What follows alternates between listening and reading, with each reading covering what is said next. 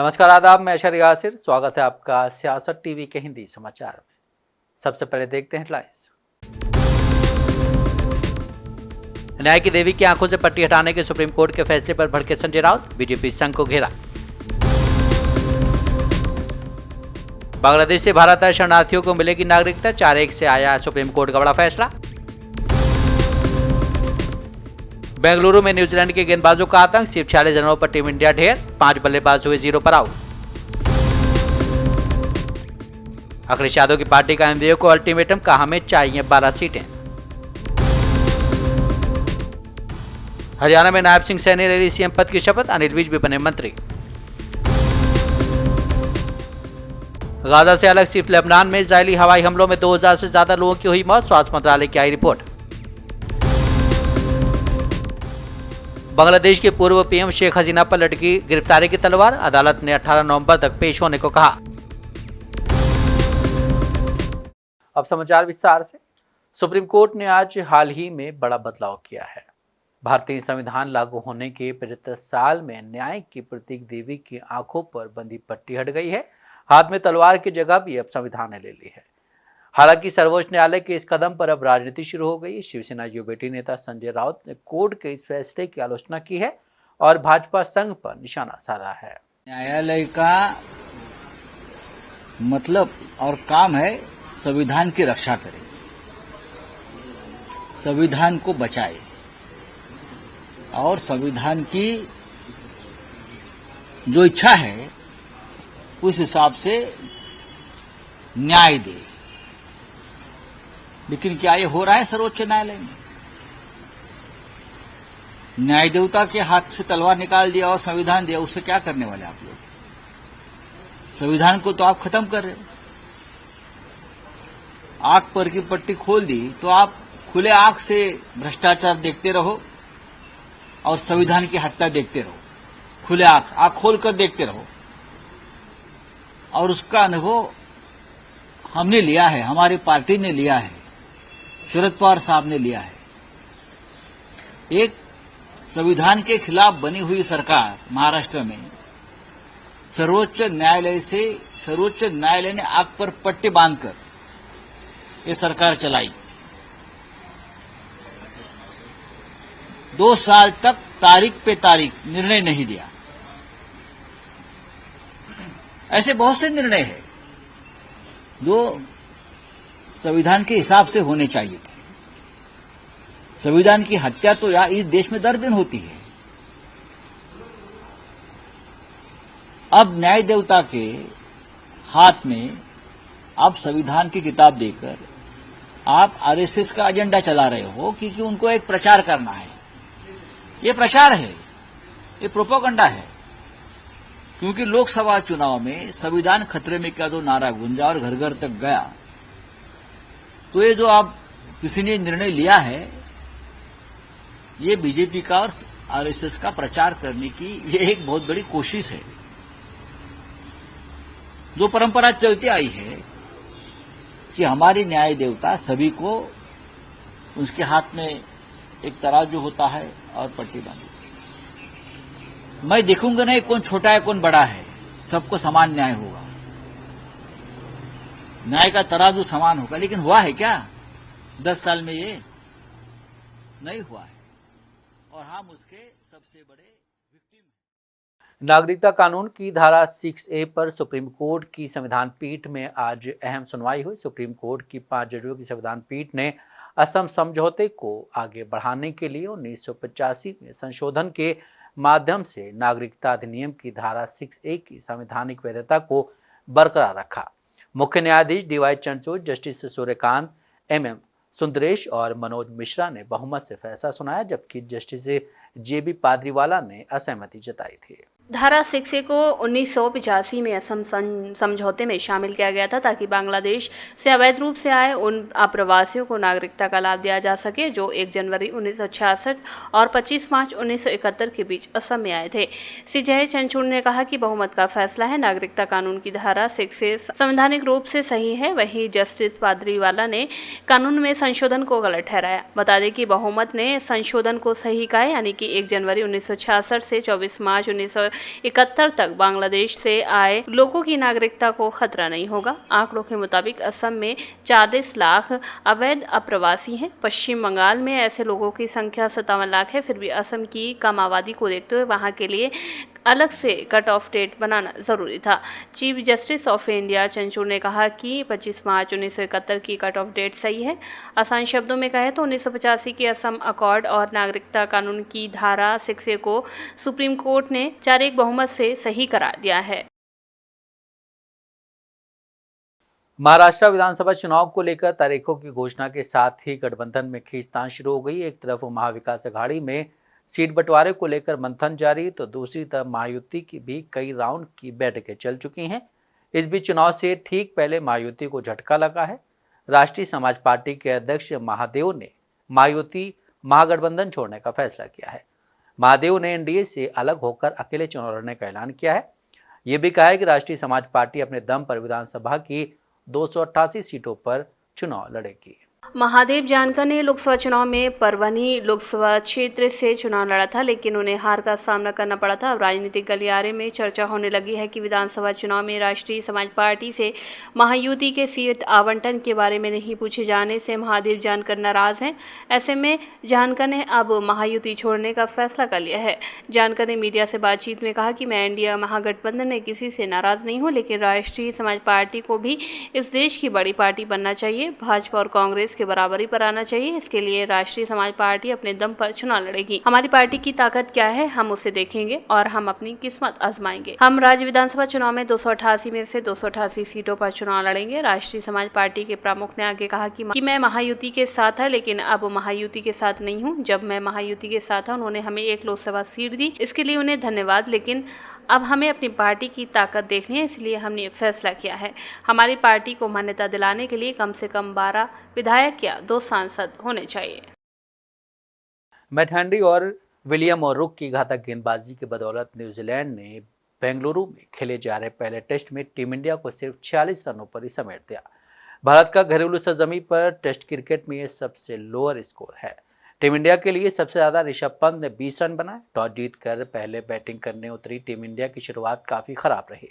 इस टेस्ट के पहले दिन बारिश में धुल गया था। इसके बाद भी कप्तान रोहित शर्मा ने टॉस जीतकर पहले बैटिंग करने का फैसला किया, जो कि पूरी तरह से गलत साबित हुआ।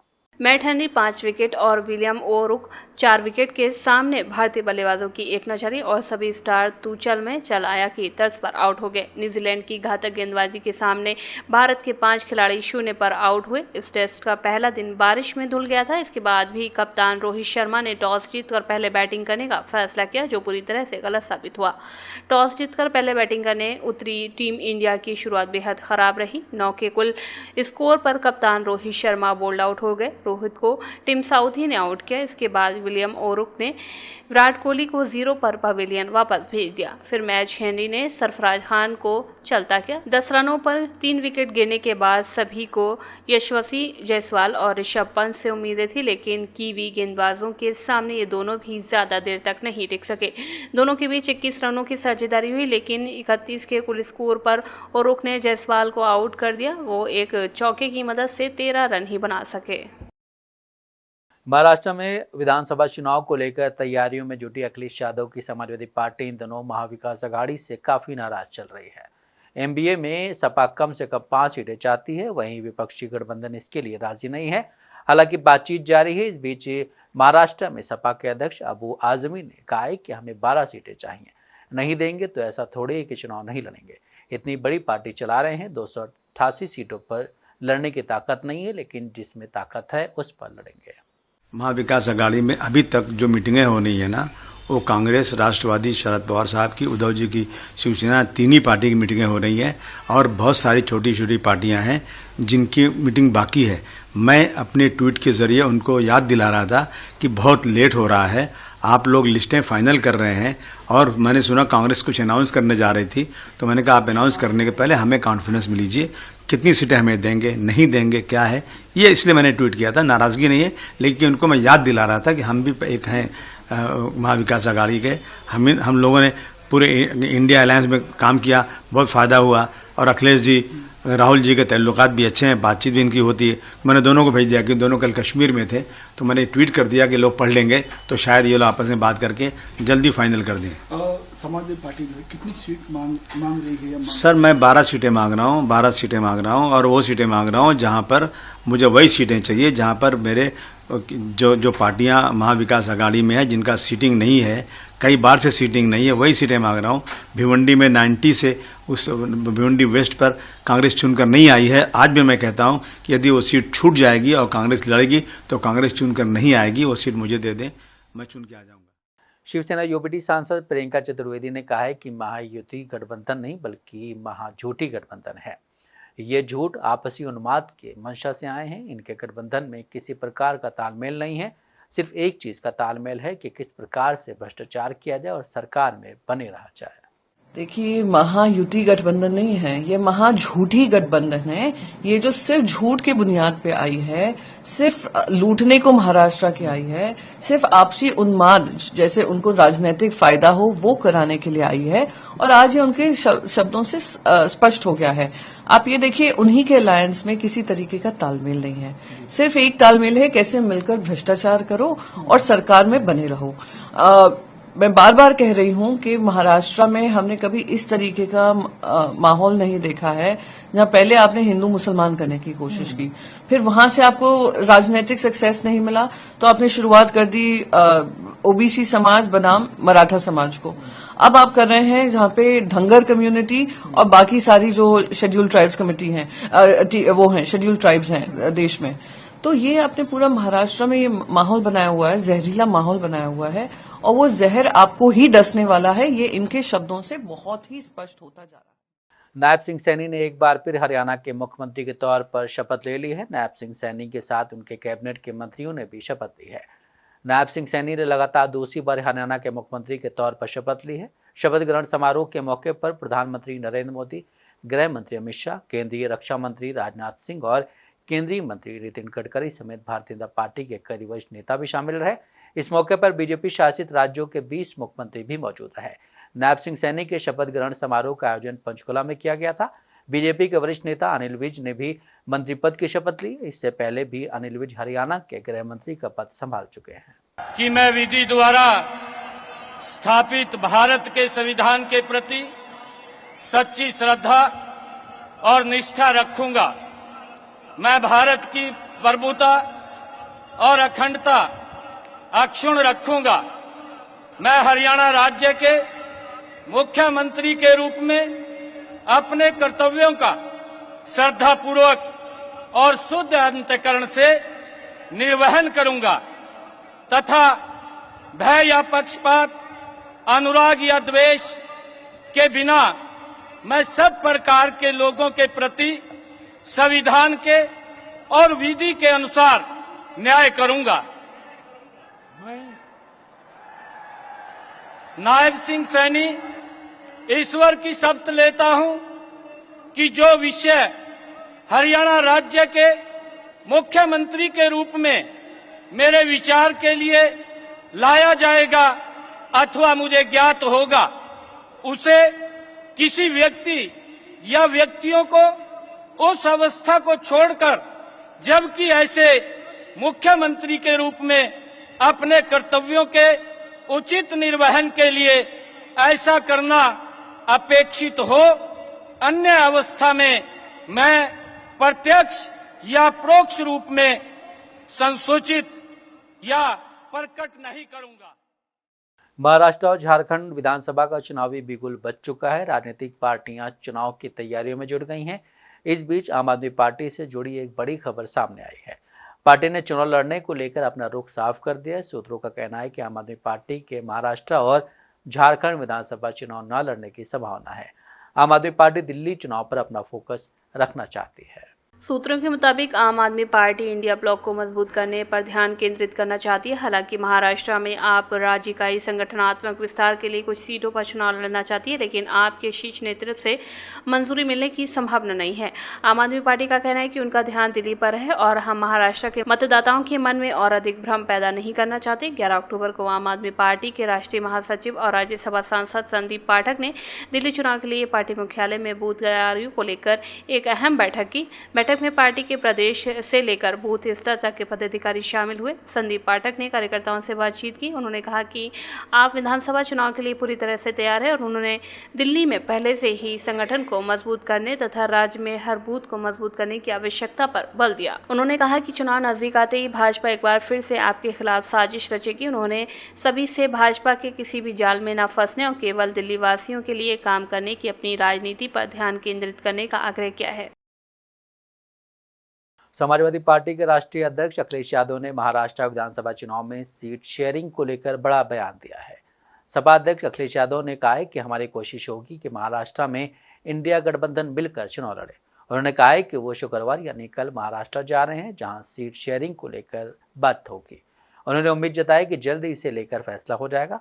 सपा अध्यक्ष अखिलेश यादव ने लखनऊ में पत्रकारों से बात करते हुए एक बार फिर इंडिया गठबंधन की एकजुटता और मजबूती का दावा किया है। महाराष्ट्र में कल जा रहा हूं और इंडिया गठबंधन जीते, वहां पर जो दल है आदरणीय शरद पवार जी का, वहां पर जो पूर्व मुख्यमंत्री उनका दल है और समाजवादी पार्टी अन्य दल, हमारी कोशिश होगी कि इंडिया गठबंधन के साथ लड़ें। सीटें मांगी हैं और हमें उम्मीद है कि जहां हमारे 2 विधायक थे और हमें सीटें भी ज्यादा देंगे और हम पूरी मजबूती के साथ इंडिया गठबंधन के साथ खड़े होंगे। उत्तर प्रदेश में गठबंधन में भी, यूपी में भी बहुत जल्दी तय हो जाएगा। बहुत जल्दी तय हो जाएगा। सर एक सवाल है, नहीं देखिए, साथ आना, साथ काम करना, ये बहुत अच्छी परंपरा है राजनीति में। अब लोग तो वो घबराए हुए जिन्होंने बीएलओ हटाए, पीडीए परिवार के अधिकारी हटाए। हमें उम्मीद है वो माइक्रोस्कोप से देख रहे हैं, एक भी पीडीए परिवार का नहीं है। कम से कम आप अपने कैमरे से जरूर दिखाना। यूपी की 10 विधानसभा सीट में से 9 पर उपचुनाव की घोषणा के बाद भारतीय जनता पार्टी की सहयोगी निषाद पार्टी कम से कम 1 सीट पाने के लिए अपना पूरा प्रयास कर रही है। सूत्रों का कहना है कि बीजेपी उन 9 सीटों में से 8 पर चुनाव लड़ेगी जिन पर उपचुनाव हो रहे हैं और केवल मीरापुर सीट अपने सहयोगी राष्ट्रीय लोकदल के लिए छोड़ेगी। अब देखना यह है कि वो कहां इस पर बात बन सकती है। सूत्रों के मुताबिक निषाद पार्टी भाजपा से 2 विधानसभा सीट कटेहरी और मजमा मांग रही है। हालांकि भाजपा की ओर से उसे सकारात्मक जवाब नहीं मिला। निषाद पार्टी को उम्मीद है कि भाजपा गठबंधन धर्म का पालन करेगी और उससे कम से कम 1 सीट जरूर देगी। यूपी के जिन विधानसभा सीट पर उपचुनाव होने वाले हैं उनमें कटेहरी, करहल, मीरापुर, कुंदरकी, फूलपुर, सीसामऊ, गाजियाबाद, मजबा और खैर शामिल हैं। इनमें से मजबा सीट निषाद पार्टी के पास ही, जो उसे साल 2022 में यूपी विधानसभा चुनाव में मिली थी। निषाद पार्टी के विनोद बिंद ने 1 लाख से ज्यादा वोट पाकर समाजवादी पार्टी के रोहित शुक्ला को हराया था। साल 2024 के लोकसभा चुनाव में बिंद भदोही संसदीय क्षेत्र से जीतकर भाजपा के टिकट पर सांसद बने थे। अब निषाद पार्टी इस चुनाव पर चुनाव लड़ने पर अड़ी हुई है। राज्य सरकार में कैबिनेट मंत्री एवं निषाद पार्टी के अध्यक्ष संजय निषाद ने कहा कि मुझे यकीन है कि भाजपा गठबंधन धर्म का पालन करेगी और हमें गठबंधन में उचित सम्मान मिलेगा। ये पूछे जाने पर कि क्या इस संबंध में भाजपा नेतृत्व के साथ उनकी कोई सकारात्मक बातचीत हुई है, निषाद ने कहा कि मुझे लगता है कि हम जो चाहते हैं हमें मिलेगा। निषाद ने कहा कि आज मैं हरियाणा के लिए आया हूं और इस मामले को भाजपा नेतृत्व के समक्ष उठाऊंगा। बिहार के सीवान और छपरा में तथाकथित जहरीली शराब से हुई कई लोगों की मौतों को तेजस्वी यादव ने हत्या बताया है। नेता प्रतिपक्ष और बिहार के पूर्व डिप्टी सीएम तेजस्वी यादव ने नीतीश कुमार की एनडीए सरकार को घेरा है। शराबबंदी कानून को लेकर भी तेजस्वी यादव ने सवाल उठाए हैं। आप सब लोग जिस सवाल को पूछ रहे हैं एक बड़ा मुद्दा है। हम कह सकते हैं कि जो शराबबंदी जो है केवल कागजों पर है और जहरीली शराब से लगभग 30 से ज्यादा लोग जो है उनकी मृत्यु हुई है और कई दर्जनों भर लोगों ने अपनी आंखों की रोशनी खोई है। इतनी बड़ी घटना हुई है और माननीय मुख्यमंत्री जी ने अब तक कोई भी संवेदना प्रकट जो है पीड़ितों के लिए अब तक नहीं किया है और लगातार ये घटनाएं हो रही हैं। बिहार में कहा जाता है कि शराबबंदी है, लेकिन हर जगह शराब जो है उपलब्ध है। ये सत्ता में बैठे लोग, माफिया, अधिकारी, ये सब कंट्रोल कर रहे हैं। बिहार में जिस प्रकार से लगातार ऐसी घटनाएं बढ़ रही हैं, शराब उपलब्ध हो रहे हैं, ये पूरी तरीके से फेल है और सत्ता संरक्षण अपराध जो है ये किया जा रहा है। लोग मरे नहीं हैं, बल्कि हम कह सकते हैं उनकी हत्या की गई है। और जिस प्रकार से कोई भी पदाधिकारी या बड़ा अधिकारी किसी पर भी अब तक कोई कार्रवाई। नायब सिंह सैनी ने आज दूसरी बार हरियाणा के मुख्यमंत्री के रूप में शपथ ले ली है। पंचकुला में हुआ इस प्रोग्राम में काफी ज्यादा सुरक्षा इंतजाम किए गए थे। शपथ ग्रहण समारोह में कई राज्यों के मंत्री और कई राज्यों के मुख्यमंत्री पहुंचे। इसी बीच केंद्रीय मंत्री चिराग पासवान भी पहुंचे। उनका कहना है कि ये एक ऐतिहासिक जीत है। मेरे नेता हमारे देश के प्रधानमंत्री नरेंद्र मोदी के नेतृत्व में बीजेपी ने हरियाणा में लगातार तीसरी बार जीत हासिल की है। जिस तरीके से लगातार तीसरी बार भारतीय जनता पार्टी, मेरे नेता हमारे देश के प्रधानमंत्री आदरणीय नरेंद्र मोदी जी के नेतृत्व में जिस तरीके से तीसरी बार हरियाणा में ये जीत हुई, ये अपने में एक बहुत बड़ी ऐतिहासिक जीत है, जिसका श्रेय मेरे प्रधानमंत्री जी के नेतृत्व को जाता है, आदरणीय गृह मंत्री अमित शाह जी की नीतियों को जाता है, आदरणीय जेपी नड्डा जी की संगठन क्षमता को जाता है।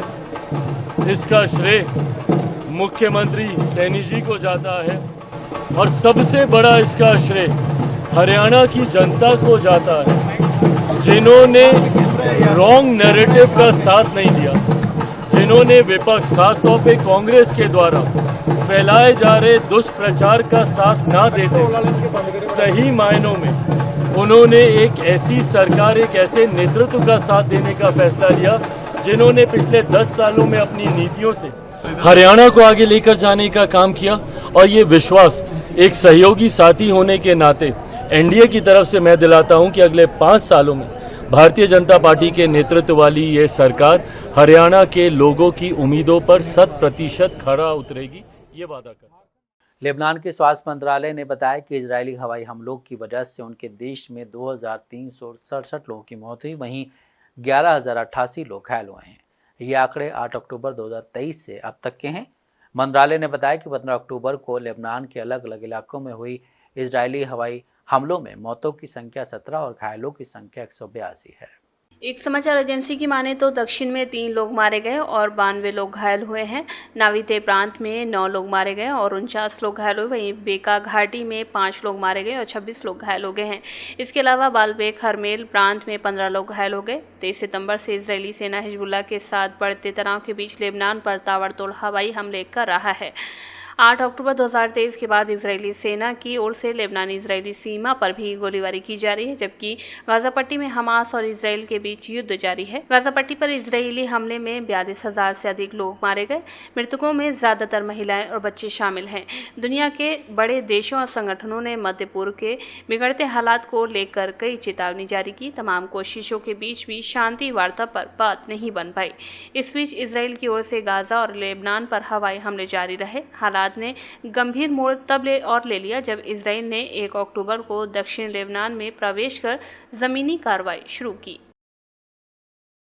बांग्लादेश की अदालत ने आज निर्वासित पूर्व नेता शेख हसीना के खिलाफ गिरफ्तारी वारंट जारी करने का आदेश दिया है। शेख हसीना अगस्त में सत्ता से हटाए जाने के बाद भारत भाग आई थी। बांग्लादेश के अंतर्राष्ट्रीय अपराध न्यायाधिकरण के मुख्य अभियोजक ने संवाददाताओं से कहा है कि अदालत ने पूर्व प्रधानमंत्री शेख हसीना की गिरफ्तारी और उन्हें 18 नवंबर को अदालत में पेश करने का आदेश दिया है। इंटरनेशनल क्राइम ट्रिब्यूनल के अध्यक्ष न्यायमूर्ति मोहम्मद गुलाम मुर्तजा मजूमदार ट्रिब्यूनल की कार्रवाई सुबह 11:30 बजे के बाद शुरू की। इसके पहले अभियोजन टीम ने पूर्व प्रधानमंत्री शेख हसीना समेत 50 अन्य लोगों के खिलाफ गिरफ्तारी वारंट की मांग की। आवामी लीग पार्टी के नेता शेख हसीना समेत 14 पार्टी गठबंधन के अन्य नेताओं, कानून प्रवर्तन के पूर्व अधिकारी और देश के पत्रकारों के खिलाफ इंटरनेशनल क्राइम ट्रिब्यूनल में जबरन गायब करने, हत्या से जुड़े 60 से अधिक मामले दर्ज हैं। बीते 13 अक्टूबर को मुख्य अभियोजक एडवोकेट ताजुल इस्लाम ने बताया था कि जिन लोगों ने जुलाई में देश में दंगे हुए और बवाल में भाग लिया था, उनके खिलाफ इस हफ्ते के भीतर ही गिरफ्तारी वारंट और ट्रैवल करने पर बैन लगा दिया जाएगा। इसके लिए उन सभी के खिलाफ इंटरपोल की मदद ली जाएगी जो देश छोड़कर भाग चुके हैं। हिंदी समाचार यहीं समाप्त होता है। मुझे दें इजाजत। बाकी खबरों के लिए आप बने रहें सियासत टीवी के साथ।